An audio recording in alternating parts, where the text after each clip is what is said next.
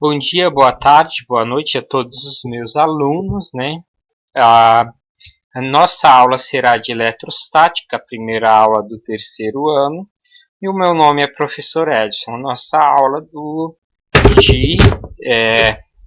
caiu o celular aqui. Nossa primeira aula de 2021, ok?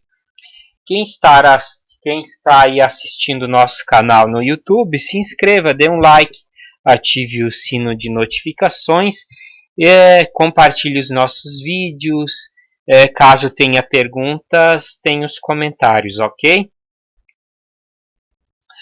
A descoberta da eletricidade e o ambar.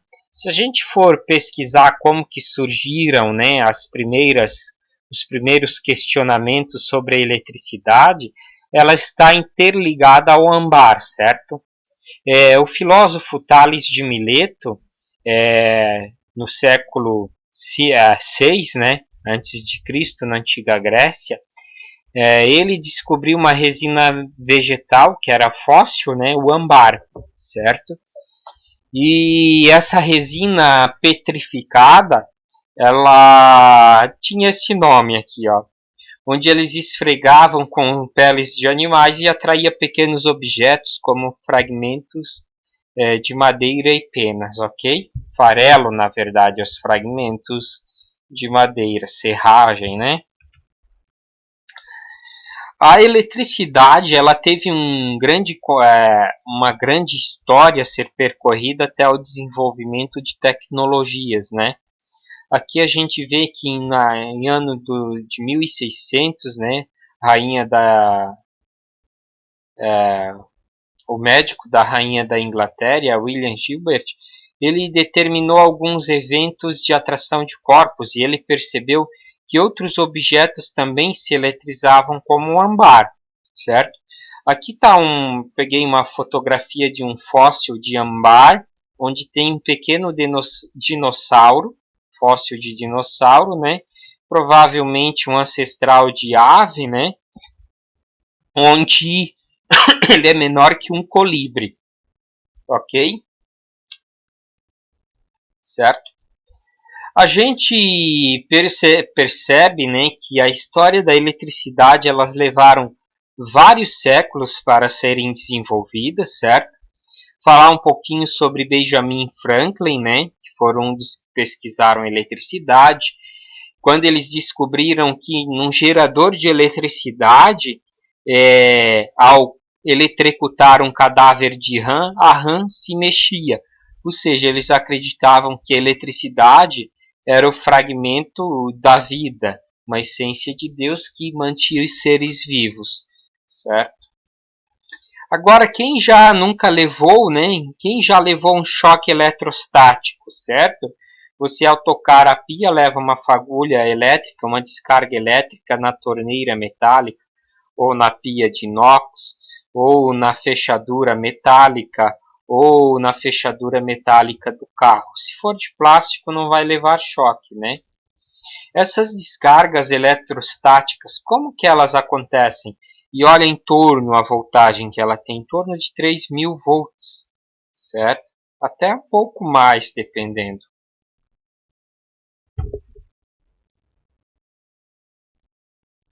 A descoberta do elétron, né? O elétron ele foi descoberto, mas isso não foi do dia para a noite, certo? O elétron ele foi descoberto a partir de várias pesquisas, entre uma delas o físico inglês J. J. Thomson. Ele criou um dos modelos atômicos na época, certo? E ele fez o experimento com um tubo de raios catódicos, certo? Onde ele verificou como que funcionavam as cargas elétricas. O tubo de raios catódicos ele foi o propulsor da invenção da televisão. A televisão que a gente tinha até alguns anos atrás, antes dos televisores de plasma, essas televisores mais compridas com tubos de raio catódicos, elas levaram séculos até chegar no desenvolvimento do primeiro tubo de imagem, certo? Lembrando que a televisão foi inventada nos anos de 40, né? Então, preto e branco, a parte eletrônica era valvulada, certo? Aqui está o experimento de J.J. Thomson, certo? O tubo de raios catódicos. O propulsor das primeiras telas de televisão, certo? Aqui a gente tem um filamento, certo? Que é ligado numa voltagem, um filamento, onde ele vai emitir elétrons. Entre o anodo e o catodo, no tubo aqui, são duas partes, né? O anodo e o catodo, ele vai ter uma alta voltagem, que nos televisores antigos, essa voltagem, ela nos televisores coloridos, era cerca de 40.000 volts, certo? E aqui a gente terá duas placas metálicas, onde esse potencial elétrico, a polaridade, ela é variada de positiva a negativa. Essa corrente aqui ela se alterna no ciclo positivo e negativo. Era utilizado bobinas magnéticas nos nossos televisores. Aqui são placas defletoras, que vai fazer com que as partículas atinjam, né, a tela aqui. Conforme eu mudo a polaridade, o raio se desvia para cima ou para baixo, atingindo a tela. E aqui dentro nós temos dentro do tubo uma bomba de vácuo ligado dentro do vácuo para que isso aconteça. Okay? Eu vou falar agora de um modelo atômico imaginário, né? A gente imagina esse modelo atômico, que ainda é ensinado para ligações químicas em química, tá? Porém, na realidade, não é assim que funciona. Ninguém nunca observou o átomo, né? Não tem como eu fazer uma fotografia do átomo. Agora, porém, nós temos um microscópico de tunelamento quântico, certo? Nós temos um microscópico que ele pode dar imagens de algumas moléculas, certo? Porém, se a gente for analisar esse átomo, ele é constituído por quem? Por nêutrons, que tem carga neutra, não tem carga, na verdade, né? Ele tem as partículas, os pósitrons, partículas elementares dentro, né? E essas partículas são iguais em equilíbrio, né? Então ele não tem carga. O próton, da onde que vem o próton? É o nêutron, que teve um decaimento radioativo, perde uma partícula, né? Partícula que gera elétron. Essa partícula dentro do próton fica a partícula que dá a carga do próton. Essas partículas é o antipróton, né? É o pósitron. Pósitron e elétron são duas partículas que aqui dentro do nêutron elas neutralizam, né, no modelo atômico. O elétron, que é a partícula que fica em órbita no núcleo atômico, ou o pósitron, né, que está dentro do próton, elas têm cargas de mesmo módulo, porém de sinais opostos. Enquanto o elétron tem carga negativa, o próton tem carga positiva. Se a gente fosse analisar esse átomo nessa escala aqui, os elétrons estariam na distância da cidade mais próxima à sua. Então o espaço vazio aqui é bem longe dos elétrons. Há um grande vazio entre o núcleo e o elétron, certo? Ou seja, o que eu quero dizer é que esse desenho não está em escala. Por exemplo, imagine o núcleo aqui na sua cidade. Então a cidade satélite estaria o primeiro elétron no orbital desse modelo atômico. Esse modelo atômico ele não é real, tá? O modelo atômico ele é probabilístico hoje. A gente tem o experimento de Millikan, né? Millikan ele realizou o experimento que determinou a carga elementar do próton e do elétron. Quando eu falo carga elementar, ela é a carga ou do próton ou do elétron. Assim, temos a carga elementar E, que é igual, certo? Mais ou menos 1,6 vezes 10 na menos 19. É comum deixar o E sem sinal para o mais 1,6 vezes 10 na menos 19, ou, propriamente dito, né, a carga do elétron como E menos em cima aqui, ó, menos 1,6 vezes 10 na menos 19, certo? O que vai diferenciar a carga do elétron do próton é esse sinal na frente da mantissa, ó, certo? Esse número que está multiplicando a notação científica. Eu só vou dar um ESC aqui para mostrar para vocês como que seria o valor desse 1,9, né? Ó, eu vou colocar aqui, ó, igual, né, a 0,1, 2, 3, 4, 5, 6, 7, 8, 9, 10, 11, 12, 13, 14, 15, 16, 17, 18, ó, 18, né, 1, 19, espera aqui, 19, certo, 6. Este é o valor, tá, da carga do elétron. Ctrl C, vou jogar aqui, Ctrl V.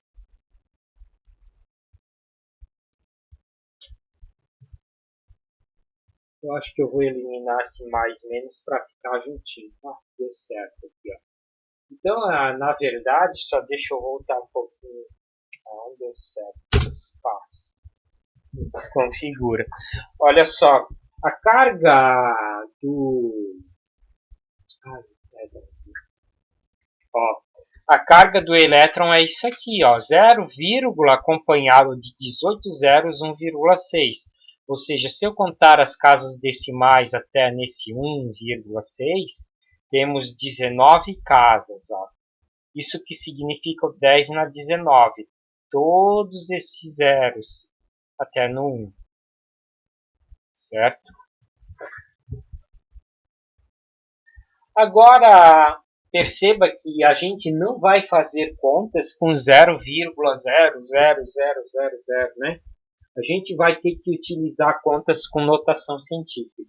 Então, na próxima aula, eu vou falar para vocês sobre notação científica, né? Nos nossos exemplos, certo? A gente teremos o segundo vídeo com os exemplos. Nesses vídeos eu vou explicar nas contas como proceder com a notação científica. Ok? Aqui está o experimento de Millikan. Ó, ele borrifava água aqui dentro. Ó, aqui está escrito óleo, mas ele borrifava água. Só que a água ela secava, ela, por ser gotículas pequenas, ela vaporizava.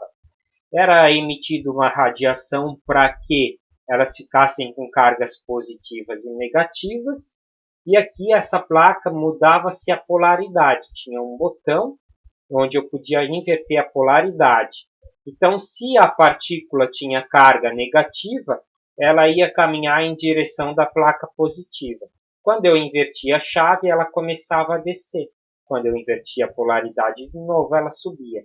Cargas de sinais opostos se atraem. Então, um sinal de uma carga negativa aqui era atraída pela placa positiva, ia subindo.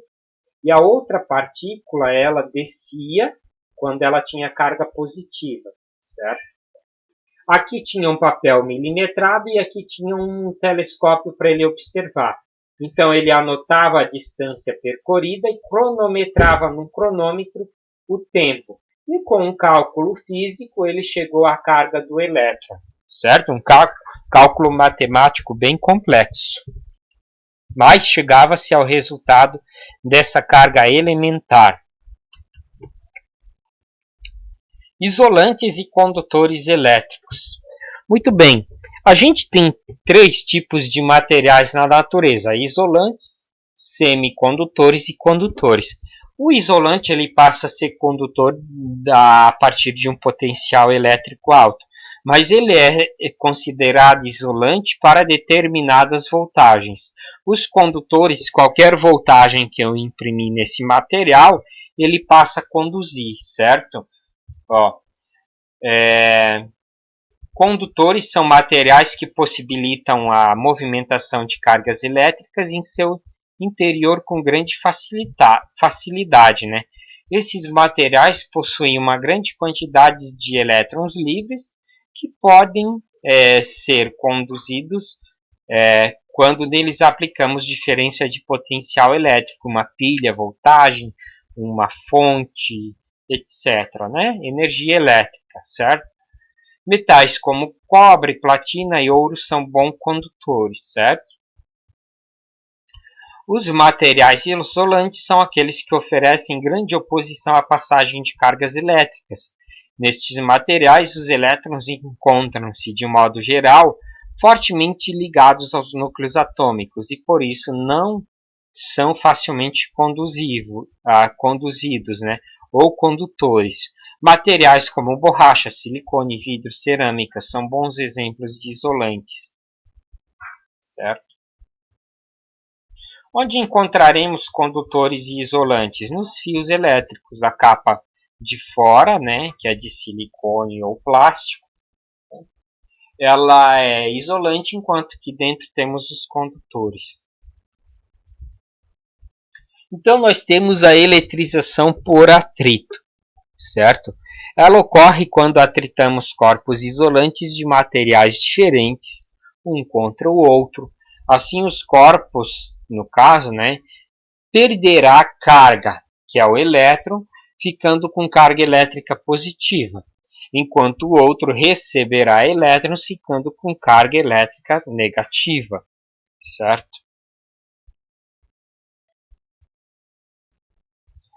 Lembramos que os responsáveis pela carga elétrica dos corpos é o ganho ou perca de elétrons. Quem que vai se movimentar?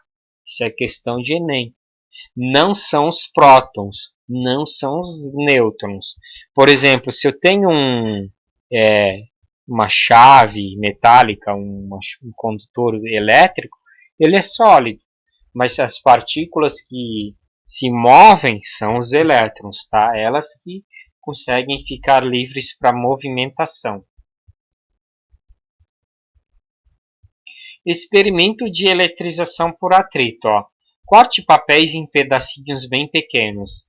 Você corta com a tesoura e transforma os papéis em farelinhos. Atrite uma régua se acrílico no seu cabelo com um pedaço de lã. Você vai atritar uma régua de acrílico aqui. Só deixa eu corrigir. Não é C, é D. Olha só. Atrite uma régua de acrílico no seu cabelo ou num pedaço de lã, né? Ou um pedaço de lã nessa régua. Você vai aproximar essa régua nos pedacinhos de papéis. Repita o experimento com uma régua de alumínio. Fabricando ciência. Qual a diferença entre os dois experimentos? A régua de acrílico atraiu os papéis e a régua de metal? Você perceberá que a régua de metal não atrai os papéis. Porém, a régua de acrílico, se o seu cabelo não estiver com gel bem sequinho, ela vai atrair os papéis. O cabelo tem que estar bem seco, não pode estar oleoso. Aí o experimento funciona. Mas na lã funciona de certeza. Uma lã ou um pedaço de tecido. Agora eu vou dar um ESC e mostrar aqui no simulador do FET Colorado. Você digita FET Colorado, entra em simulações de física, certo? Simulações, física, e escolhe a parte de eletricidade. Então, esse é um dos simuladores. Ó. Se eu atritar um balão de lã na lã, ela puxa os elétrons da lã, ó, certo? E eu posso colar ele na parede. Ó, certo? Agora, se eu atritar ele aqui, ó, os balões vão se repelir, ó. Os balões se repelem. Cargas de sinais iguais nós temos repulsão. E cargas de sinais diferentes nós temos atração. Ó. A gente verá isso na lei de Coulomb, né? A gente está na introdução, ó. Ó. Mas eu posso colar o balão na parede. Isso aqui dá para atritar o balão numa lã e colar o balão no quadro. Ou outro objeto de plástico dá para ficar no quadro lá com a carga. A força elétrica vai colar ali no quadro. Olha só.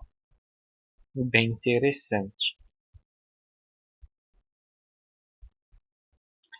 Então agora nós vamos voltar para o slide, certo?